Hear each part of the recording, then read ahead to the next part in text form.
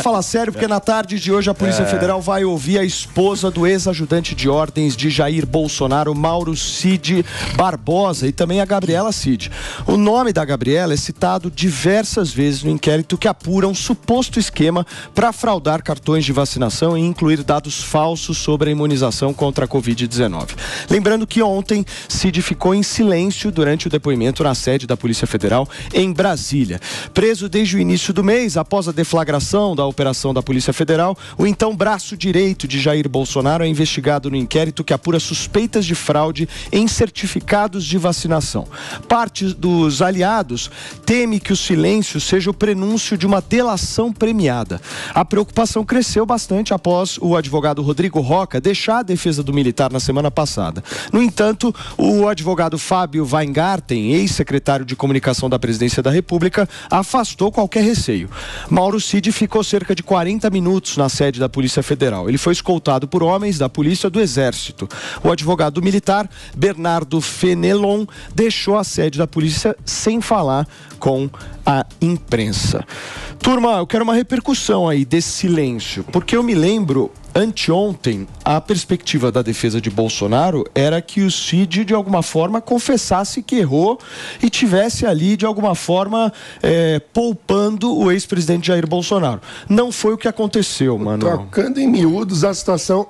Bom dia para todos, bom dia para nossa audiência, boa sexta-feira. Mas trocando em miúdos, a situação é a seguinte: o Bolsonaro esperava que o Mauro Cid assumisse para si o papel de boi de piranha, que ele ajudasse a blindar o presidente, dizendo: eu sou o culpado de tudo, eu sou se vocês querem alguém para botar na cruz, serei eu.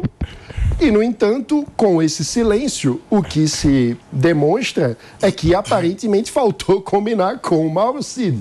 Ou seja, e também quando ele não dá um depoimento ainda, parece uma coisa meio estratégica, do tipo: e aí, vocês vão me ajudar ou vocês vão realmente me jogar na cova dos leões? Então parece que o Mauro Cid opta por um silêncio estratégico para tentar pressionar o presidente Bolsonaro para saber se vai ter algum tipo de apoio ou não na sua defesa antes de partir para o ataque. Então é uma forma de dizer: olha, se não me apoiarem, eu posso abrir a boca.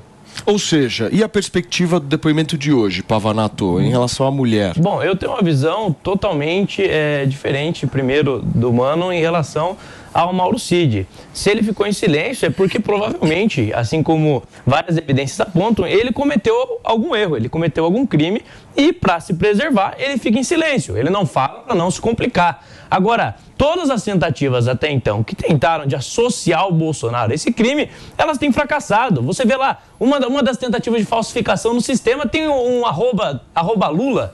Isso claramente não veio direto do presidente. O presidente nem precisava ter carteira de vacinação para entrar nos Estados Unidos. Como que ele ia pedir para falsificar uma carteira que ele nem precisava e que publicamente o tempo todo ele afirmava que não tinha se vacinado? Aí a outra acusação: o Bolsonaro pagou a manicure em dinheiro. Caraca, hein?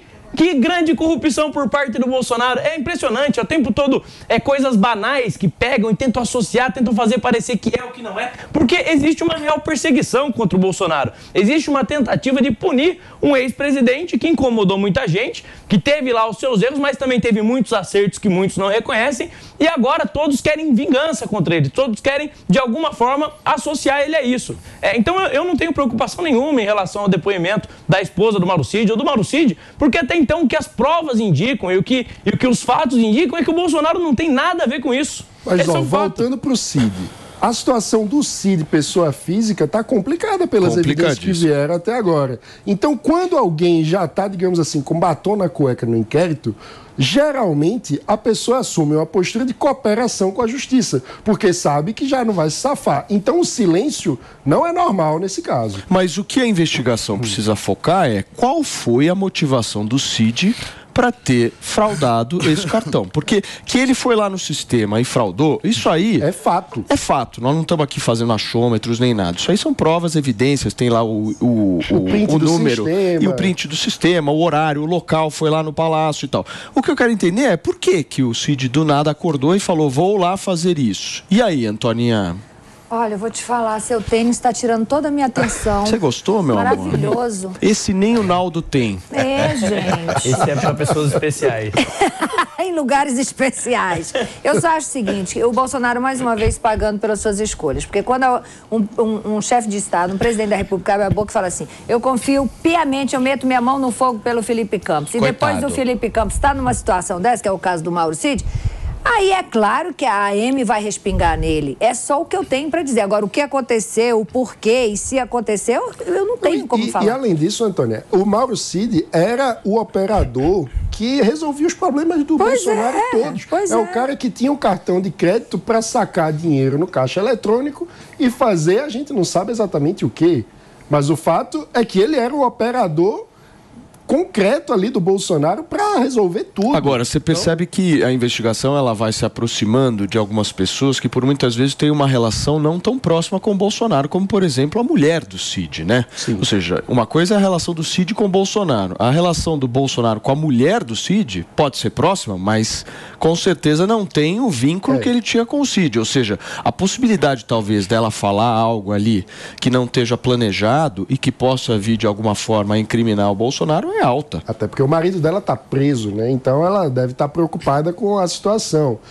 Mas vale lembrar também que o inquérito investiga a situação toda. Então o foco dos envolvidos não está exclusivamente no Bolsonaro. Nesse caso, é possível, né?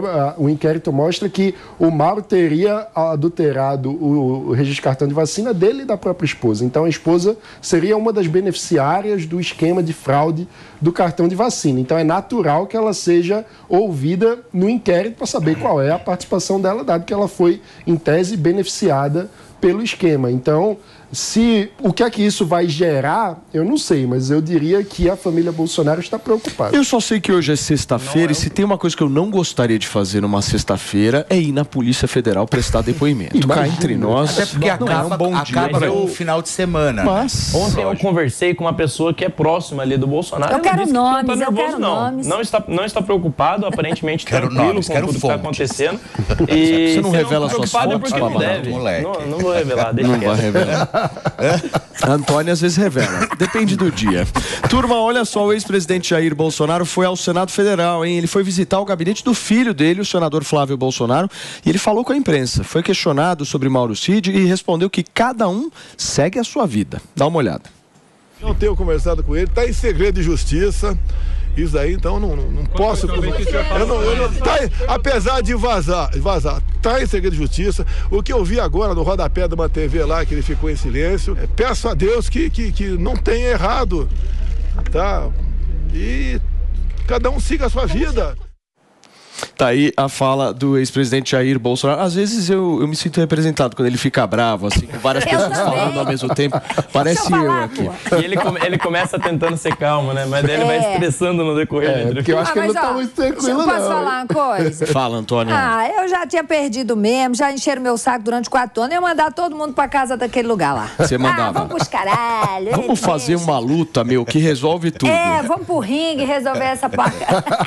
Mas olha, uma coisa importante que, pelo que eu li, o Bolsonaro foi no Senado conversar com o Flávio sobre candidatura à prefeitura do Rio de Janeiro. E ele vetou, né? Vetar a participação do Flávio. Por quê? Porque está preocupado, né, Pavanato? Não porque ele deseja retirar a família do holofote.